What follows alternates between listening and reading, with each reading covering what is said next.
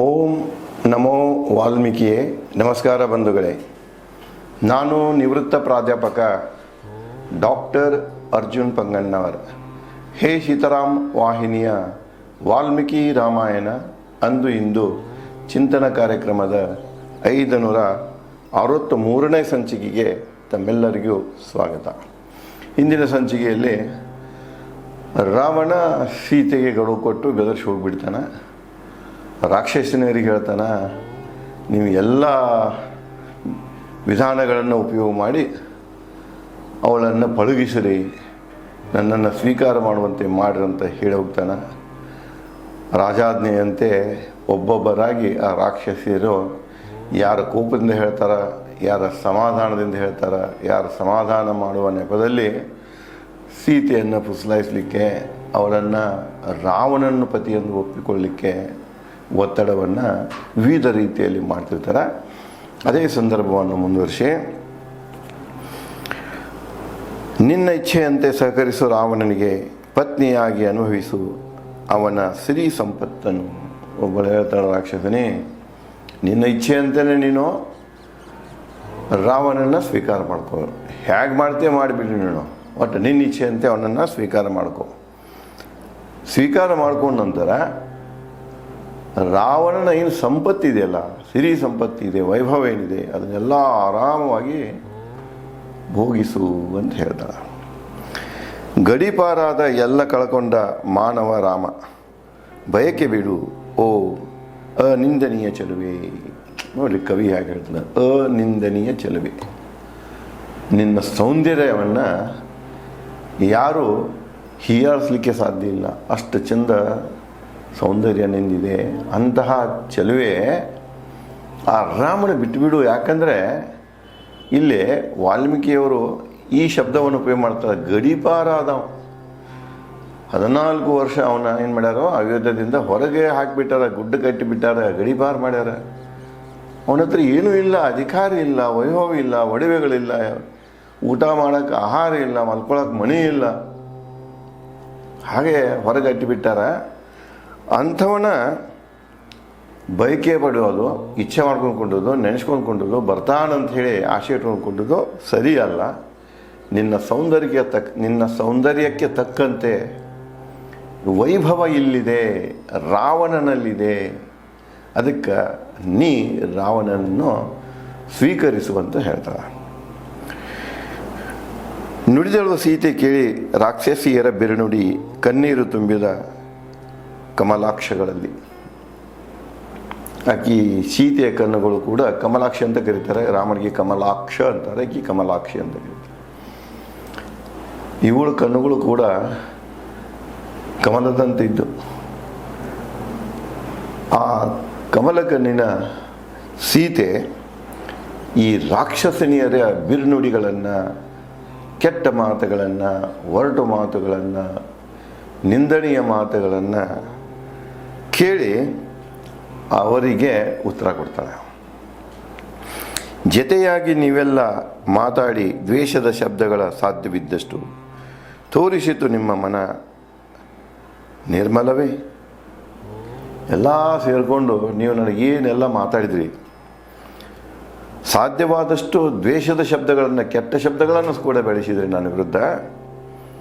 ಅದು ಏನು ತೋರಿಸ್ತಿದೆ ಅಂದರೆ ನಿಮ್ಮ ಮನ ನಿರ್ಮಲವಿಲ್ಲ, ನೀವು ಪ್ರಾಂಜಲ ಮನಸ್ಸನ್ನು ಹೊಂದಿಲ್ಲ. ಅದನ್ನು ಪ್ರಶ್ನೆ ಮಾಡ್ತಾಳೆ, ನಿಮ್ಮ ಮನ ಪ್ರಾಂಜಲವಿದೆ, ಶುದ್ಧ ಮನಸ್ಸಿನಿಂದ ಇವೆಲ್ಲ ಮಾತಾಡಕತ್ತೀರಾ ಅಂತ ಪ್ರಶ್ನೆ ಮಾಡ್ತಾಳೆ ಆಕೆ. ನೀವು ಇದನ್ನೆಲ್ಲ ನನಗೆ ಅನ್ನೋದು ನೋಡಬೇಕಾದ್ರೆ ನೀವು ಮನಸ್ಸು ಮುಟ್ಕೊಂಡು ನೋಡ್ರಿ, ಎದೆ ತಟ್ಕೊಂಡು ನೋಡ್ರಿ.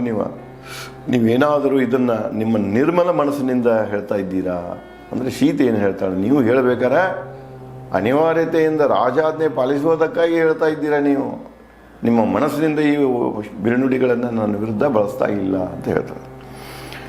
ಮುಂದುವರೆದು, ಮನುಜಳು ಪತ್ನಿಯಾಗಳು ರಾಕ್ಷಸನ ಕೇಳೇನು ನಿಮ್ಮ ಮಾತು. ನಾನು ಮಾನವ ಕುಲ, ಅವನು ರಾಕ್ಷಸ ಕುಲ. ಇಲ್ಲಿ ಕುಲ ಪ್ರಭೇದವಿದೆ, ಬೇರೆ ಬೇರೆ ವ್ಯತ್ಯಾಸ ಇದೆ. ಕುದುರೆ ಮತ್ತು ಉದಾಹರಣೆಗೆ ಹೇಳಬೇಕಾದ್ರೆ ಕುದುರೆ ಮತ್ತು ಕತ್ತಿ ನಡುವ, ನಾಯಿ ಮತ್ತು ಬೆಕ್ಕಿನ ನಡುವ ವಿವಾಹ ಆಗಲಿಕ್ಕೆ ಸಾಧ್ಯವಿದೆಯೇ? ಆದರೆ ಒಂದು ಕಡೆ ವಾಲ್ಮೀಕಿಯವರು ಹೇಳ್ತಾರೆ, ಜಗತ್ತು ಪ್ರಳಯದ ಸಮೀಪ ಬಂದಾಗ, ನಾಶ ಹೊಂದಾಗ ಸಮೀಪ ಬಂದಾಗ ಇವೆಲ್ಲವೂ ಘಟಿಸ್ತಾವ, ಕಾಣಿಸಿಕೊಳ್ತಾವ ಅಂತ ವಾಲ್ಮೀಕಿ ಹೇಳ್ತಾರೆ. ಇಂಥವು ಕಾಣಿಸ್ಕೊಂಡಿವು ಅಂದ್ರೆ ಆವಾಗ ತಿಳಿಬೇಕು ನಾವು ಈ ನಾಗರಿಕತೆ, ಈ ಜಗತ್ತು ಅಂತ್ಯದ ಸಮೀಪ ಇದೆ ಅಂತೇಳಿ.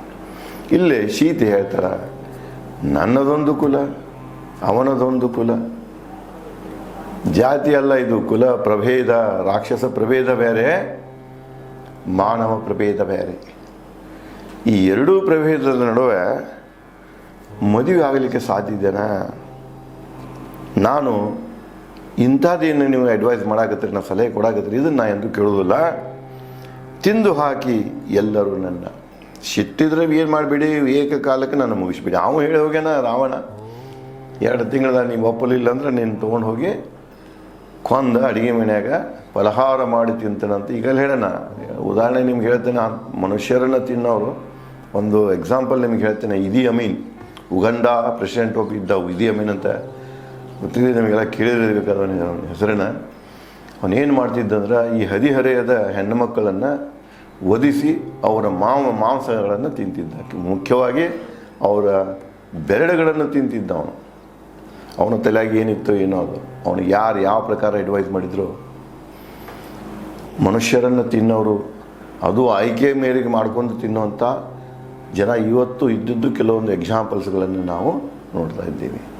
ಇಲ್ಲಿ ಕೂಡ ಹೇಳ್ತಾಳೆ ಸೀತೆ, ಇಷ್ಟೆಲ್ಲ ನೀವು ನನ್ನ ಇದನ್ನು ಸಿಕ್ಕಾಪಟ್ಟ ಬೈಯೋದು ಬದಲಾಗಿ ಇದೆಲ್ಲ ಪ್ರಯತ್ನ ಮಾಡ್ತಾ ಇದ್ದೀರಿ, ಇದನ್ನು ಬಿಟ್ಬಿಡಿ, ಸಿಟ್ಟಿನಿಂದ ರಾವಣ ತಿಂತನಂತ ಹೇಳ್ಯಾನ, ನೀವೇ ತಿಂದು ಹಾಕಿಬಿಡಿ ನನ್ನಂತ ಸೀತೆ ಹೇಳ್ತಾಳೆ. ಹೀನ ಸ್ಥಿತಿಯಲ್ಲಿದ್ದರೂ ರಾಮ ನನ್ನ ಗಂಡ, ಇದು ಬಹಳ ಮುಖ್ಯ. ಸಂಪತ್ತಿದ್ದಾಗನ ಇವ ನನ್ನ ಗಂಡ, ಬ್ಯಾಂಕ್ ಬ್ಯಾಲೆನ್ಸ್ ಇತ್ತು, ಕಾರ್ ಇದ್ದು, ದೊಡ್ಡ ದೊಡ್ಡ ಬಿಲ್ಡಿಂಗ್ ಇದ್ದು ಅಂದ್ರೆ ನನ್ನ ಗಂಡ ಅಂತ ಹೇಳ್ಕೊಳ್ಳಿಕ್ಕೆ ಒಂದು ಅಗದಿ ಜಂಬದಿಂದ ಮುಂದೆ ಬರ್ತಾರೆ ಹೆಣ್ಮಕ್ಳು ಸಹ. ಎಲ್ಲರೂ ಇರೋದಿಲ್ಲ, ಅಲ್ಲಿಯೂ ಕೂಡ ಕೆಲವೊಂದು ಮನಸ್ಸಿನ ಸ್ಥಿತಿ ಆಧಾರದ ಮೇಲೆ ನಾವು ಕ್ಯಾಟಗರಿ ಮಾಡ್ಬೋದು, ವರ್ಗಗಳನ್ನು ಮಾಡ್ಬೋದು. ಕೆಲವೊಂದು ವರ್ಗದ ಸ್ತ್ರೀಯರು ಏನು ಮಾಡ್ತಾರೆ ಅಂದರೆ, ಅವರು ಮದುವೆ ಆಗಬೇಕಾಗಿದ್ರೆ ಮಾಡ್ಕೊಳ್ಳುವಂಥ ಗಂಡ ಏನೇ ಇರಲಿ, ಬಟ್ ಅವನಲ್ಲಿ ವೈಭವವಿರಬೇಕು, ಅದನ್ನು ಬಯಸ್ತಾರೆ. ಅದನ್ನು ಹೇಳ್ತಾರೆ, ನನ್ನ ಗಂಡ ಹೀನ ಸ್ಥಿತಿಯಾಗದಾನ, ಏನೂ ಇಲ್ಲ ಅವನ ಕಡೆಗೆ. ನೀವೇ ಹೇಳಿದ್ರೆ ಈಗಾಗಲೇ ಅವನ್ನ ಗಡಿಪಾರ ಮಾಡ್ಯಾರ, ಅವನ ರಾಜ್ಯ ಎಲ್ಲ ಕಳ್ಕೊಂಡು ಹೊರಗೆ ಬಂದಾನ. ಆದರೂ ನನ್ನ ಗಂಡ, ಬಡತನದಲ್ಲಿಯೂ ನನ್ನ ಗಂಡ, ಶ್ರೀಮಂತಿಕೆಯಲ್ಲಿಯೂ ನನ್ನ ಗಂಡ, ರಾಜಕುಮಾರನ ಇದ್ದಾಗನೂ ರಾಮ ನನ್ನ ಗಂಡ. ಇವತ್ತವ ಗುಡ್ಗಾಡಗಳಲ್ಲಿ ಅಡ್ಡಾಡುವಂಥ ಸ್ಥಿತಿ ಬಂದಿದೆ, ಆದರೂ ಕೂಡ ಅವನು ನನ್ನ ಗಂಡ. ನಾವು ಯಾವುದೇ ಸ್ಥಿತಿಯಲ್ಲಿದ್ದರೂ ಅವನು ನನ್ನ ಗಂಡ. ಅವನೊಂದಿಗಿರುವೆ ಇದ್ದಂತೆ ಸುವರ್ಚಲ ಸೂರ್ಯನೊಂದಿಗೆ, ಸೂರ್ಯನ ಹೆಂಡತಿ ಹೆಸರು ಸುವರ್ಚಲ. ಸೂರ್ಯನಲ್ಲಿ ಏರಿಳಿತಗಳು ಕಂಡು ಬರ್ತಿರ್ತಾವ, ಆದರೂ ಕೂಡ ಸೂರ್ಯನ ಹೆಂಡತಿಯಾದಂಥ ಸುವರ್ಚಲ ಎಂದೂ ಬದಲಾಗುವುದಿಲ್ಲ, ಯಾವಾಗಲೂ ಸೂರ್ಯನೊಂದಿಗೆ ಇರ್ತಾಳೆ. ಯಾವ ರೀತಿ ಸೂರ್ಯನ ಮಡತಿ ಸೂರ್ಯ ದೇವನೊಂದಿಗೆ ಇದ್ದಾಳ, ಅದೇ ರೀತಿಯಾಗಿ ನಾನು ರಾಮನೊಂದಿಗೆ ಇರುತ್ತೇನೆ ಅಂತ ಸೀತೆ ಆ ರಾಕ್ಷಸಿಯರಿಗೆ ಹೇಳ್ತಾಳೆ. ಇದ್ದಂತೆ ಸುದೈವಿ ಸಚಿ ಇಂದ್ರನೊಂದಿಗೆ, ಇಂದ್ರನ ಹೆಂಡತಿ ಸಚಿ ಕೂಡ ಇಂದ್ರ ಬದುಕಿನಲ್ಲಿ ಬಹಳಷ್ಟು ಏರಿಳಿತ ಬರ್ತಾವ.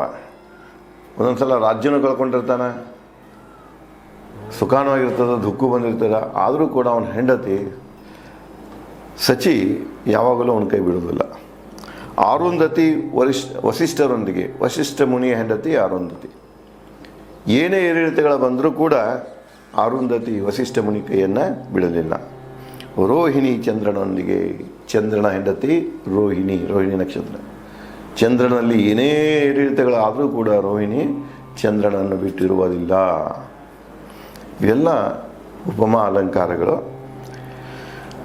ಲೋಪಮುದ್ರಾ ಅಗಸ್ತ್ಯರೊಂದಿಗೆ, ಅಗಸ್ತ್ಯ ಮುನಿಯ ಹೆಂಡತಿ ಲೋಪಮುದ್ರಾ ಯಾರಂದರೆ ಇವಳು ವಿದರ್ಭ ರಾಜನ ಮಗಳು. ವ್ಯಾದ ಕುಲಜ ಅಂದ್ರೆ ಕರ್ನಾಟಕದಲ್ಲಿ ಬೇಡರ್ ಅಂತ ಹೇಳ್ತಾರೆ, ಬೇಡರ ಕುಲದ ವಿದರ್ಭ ರಾಜನ ಮಗಳು ಲೋಪಮುದ್ರಾ. ನೋಡಿ ಇಲ್ಲಿ ಒಂದು ವಿಶೇಷತೆ ಏನಿದೆ ಅಂದ್ರೆ, ಅಗಸ್ತ್ಯ ಮುನಿ ಬ್ರಾಹ್ಮಣ ಮುನಿ, ಶ್ರೇಷ್ಠ ಮುನಿ, ಹೆಂಡತಿ ಒಂದು ಬುಡಕಟ್ಟು ಜನಾಂಗದ ಸ್ತ್ರೀಯವರು, ರಾಜನ ಮಗಳು, ವಿದರ್ಭ ರಾಜನ ಮಗಳು ಲೋಪಮುದ್ರ.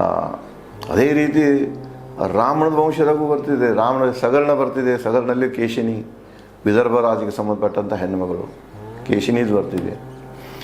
ಮುಂದೆ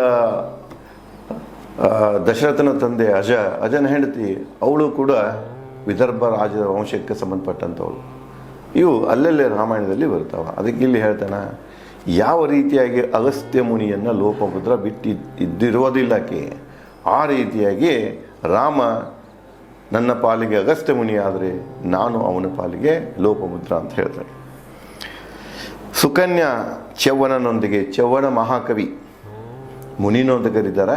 ಇಲ್ಲಿ ಒಂದು 2-3 ಕಡೆ ಬೇರೆ ಬೇರೆ ಬರ್ತಿದೆ. ಕೆಲವೊಂದು ಚವನ್ಯ ಅನ್ನುವಂಥದ್ದು ಹಿಮಾಲಯ ಪರ್ವತದಲ್ಲಿ ಇದ್ದಂಥ ಶ್ರೇಷ್ಠ ತಪಸ್ವಿ, ಇನ್ನೊಂದು ಚವನ್ಯ ಮಹಾಕವಿ, ಗುರು ಇವನು ಮುನಿನು ಅಂತ ಕರೀತಾರೆ.